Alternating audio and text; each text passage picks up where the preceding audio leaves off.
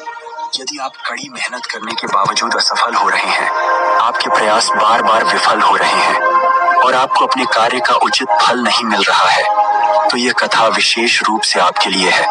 इसे ध्यानपूर्वक सुनें और अपने जीवन में लागू करें। एक बार भगवान शिव और माता पार्वती कैलाश पर्वत पर साथ बैठे हुए थे। तभी माता पार्वती ने भगवान शिव से कहा, प्रभु, मेरे मन में एक प्रश्न है, कृपा करके मेरे इस प्रश्न का उत्तर देकर मेरी जिज्ञासा शांत करें। भगवान शिव मुस्कुराए और बोले, देवी, बताओ, तुम्हारे मन में क्या प्रश्न है? माता पार्वती ने कहा, प्रभु, मनुष्य अपनी किस्मत को कैसे बदल सकता है? यदि उसके जीवन में दुख है तो उसे कैसे दूर किया जा सकता है? यदि उसकी मेहनत व्यर्थ जाती है और किस्मत उसका साथ नहीं देती, तो उसे क्या करना चाहिए ताकि उसका भाग्य उसके पक्ष में हो जाए?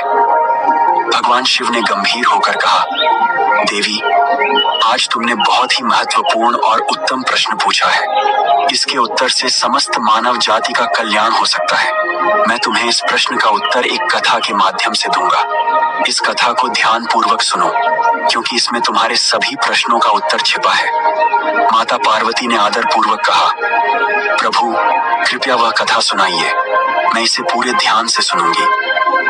भगवान शिव कहने लगे, पार्वती, एक बार की बात है कि भगवान विष्णु और माता लक्ष्मी साधु का वेश धारण कर पृथ्वी पर भ्रमण कर रहे थे। तभी उन्होंने देखा कि एक घने जंगल में रास्ते के किनारे एक व्यक्ति अपनी पत्नी के साथ बैठा रो रहा है। भगवान विष्णु ने पास जाकर उससे पूछा, तुम कौन हो और इस सुनसान जंगल में क्यों रो रहे हो? भगवान विष्णु की बात सुनकर उस व्यक्ति की सिसकियां थोड़ी कम हुई। उसने अपने आंसू पोंछते हुए कहा, महाराज, मैं पास के गांव का एक बदनसीब व्यापारी हूँ।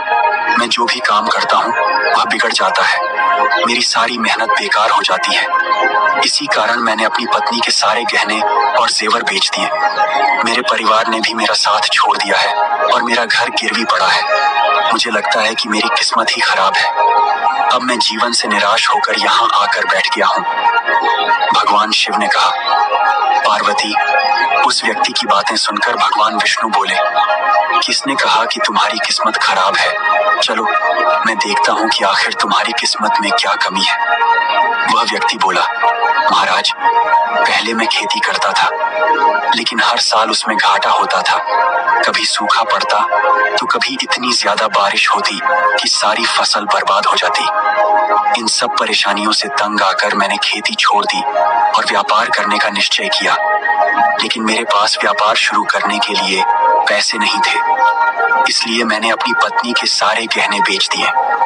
उनसे जो धन मिला उसी से मैंने व्यापार शुरू किया। जब व्यापार नहीं चला तो शुरू में परिवार वालों ने साथ दिया, लेकिन जैसे जैसे लगातार नुकसान होने लगा, परिवार वाले दूर होते गए। वह व्यक्ति बोला, महाराज, मैं यह सब अपने परिवार वालों के लिए ही तो कर रहा था, लेकिन अब वे मुझे देखकर नजरें फेर लेते हैं। वे मुझे ही हमारी दुर्दशा का जिम्मेदार ठहराते हैं। मेरे पास एक मित्र है जिसने मेरे साथ ही अपना व्यापार शुरू किया था, लेकिन उसका व्यापार बहुत अच्छा चल रहा है। वह जब भी मेरे घर आता है अपनी सफलता की कहानियां सुनाता है।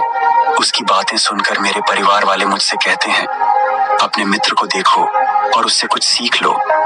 हमें तो लगता है कि तेरे बस में कुछ भी नहीं है, तू कुछ नहीं कर सकता। महाराज, इन बातों को सुन सुनकर अब मुझे भी ऐसा लगने लगा है कि शायद मेरे जीवन में कुछ अच्छा नहीं हो सकता। मैं हर समय यही सोचता हूँ कि मैं असफल हूँ। कभी कभी तो मेरे मन में यह विचार आता है कि अपना जीवन समाप्त कर लूं। आज मैं यहाँ इसी इरादे से आया था, लेकिन मैं ऐसा करने की हिम्मत नहीं जुटा पाया, इसलिए यहाँ अपनी पत्नी के साथ अकेले बैठकर रो रहा हूँ। भगवान शिव बोले, पार्वती, उस व्यक्ति की सारी बातें सुनने के बाद भगवान विष्णु ने उससे कहा, तो यह बात है, क्या तुम और कुछ कहना चाहते हो? वह व्यक्ति बोला, महाराज, एक तो मेरा हर काम बिगड़ जाता है और दूसरा, मेरा मित्र हमेशा मुझे नीचा दिखाने की कोशिश करता है। उसकी बातें मुझे बहुत परेशान करती हैं। मैं समझ नहीं पाता कि इस स्थिति में क्या करूं और क्या